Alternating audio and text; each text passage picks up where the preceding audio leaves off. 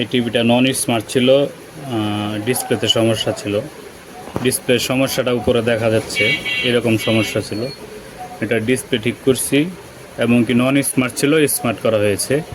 তো ভাই কোথা থেকে আসছে আর সন্তুষ্ট কিনা এটা ভাইয়ের মুখ থেকেই শুনি। আসসালামু আলাইকুম ভাই। ওয়ালাইকুম ভাই, আসসালাম। এই টিভিটা তো আপনার? জি, এই টিভিটা আমার। ভাই, আপনি কোথা থেকে আসছেন? আমি আসছি হলো সাভার আশুলিয়া জামগড়া থেকে। ওইখান থেকে আসছেন? ওইখানে তো দোকান ছিল টিভি ঠিক করার। জি, অনেক দোকান ছিল। এখানে আমি আমার আত্মীয়র মাধ্যমে আমি খবর পাই যে এখানে অনেক ভালো কাজ করা হয়, মেশিনের দ্বারা কাজ করা হয়। তাই জন্য ওই সাভার আশুলিয়া থেকে আমি আসছি এত দূর থেকে আচ্ছা, ভাইয়ার কাছে। ওই আপনার পাশের বাড়িটা আমাদের এলাকায় থাকে, তাই তো? তার সুবাদে আসছেন, হ্যাঁ? তার সুবাদে আসছি। ওকে। আর আপনার টিভি তো নন স্মার্ট ছিল? নন স্মার্ট ছিল। ভাইয়ার কাছে এসে সে আমাকে ভালো পরামর্শ দিল এবং ডিসপ্লের সমস্যা ছিল, সে আমাকে স্মার্ট করে দিছে অল্প খরচে। হ্যাঁ। আর ডিসপ্লে মেশিন দিয়ে ঠিক করে দিয়েছি, তাই তো?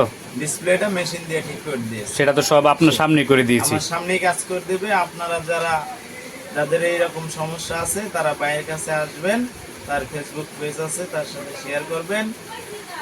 আসলে সে মেশিনের দ্বারা সামনে বসায় রেখে আপনাদের কাজ করে দিবে। আচ্ছা, অসংখ্য আপনারা ধন্যবাদ অনেক ভাই। সন্তুষ্ট থাকবেন ইনশাল্লাহ, অসংখ্য ধন্যবাদ ভাই। এই যে বাইরের টিভি, হ্যাঁ, ডিসপ্লে সমস্যা ছিল, নন স্মার্ট ছিল, তো স্মার্টও করে দিলাম। ওকে।